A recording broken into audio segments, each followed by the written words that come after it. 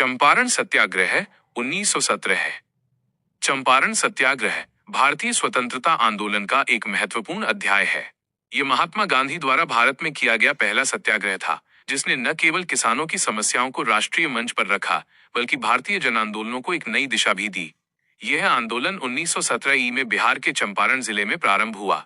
चंपारण क्षेत्र में अंग्रेज नीलहे, यूरोपीय नील उत्पादक किसानों पर 3 कठिया प्रथा थोपे हुए थे।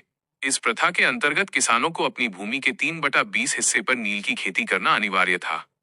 नील की खेती से किसानों को आर्थिक हानि होती थी, क्योंकि नील का मूल्य कम मिलता था और भूमि की उर्वरता भी घट जाती थी। इसके बावजूद किसानों को भारी लगान देना पड़ता था। अत्याचार, जबरन वसूली और शोषण आम बात थी।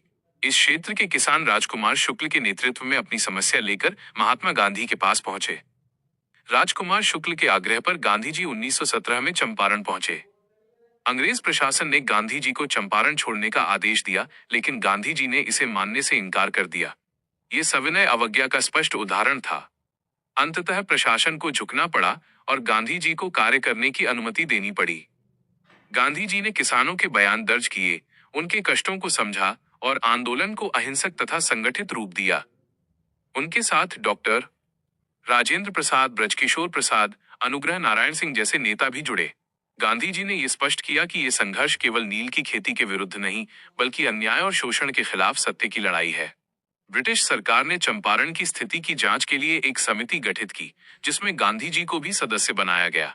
जांच के बाद 3 कठिया प्रथा को समाप्त कर दिया गया और किसानों को मुआवजा दिया गया।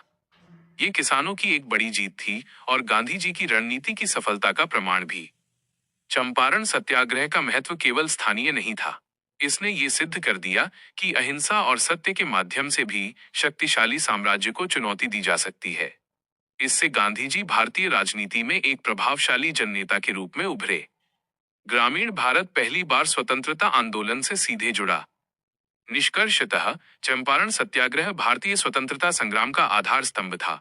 इस आंदोलन ने न केवल किसानों को न्याय दिलाया, बल्कि देश को एक ऐसा नेतृत्व दिया जिसने आगे चलकर पूरे राष्ट्र को स्वतंत्रता की ओर अग्रसर किया।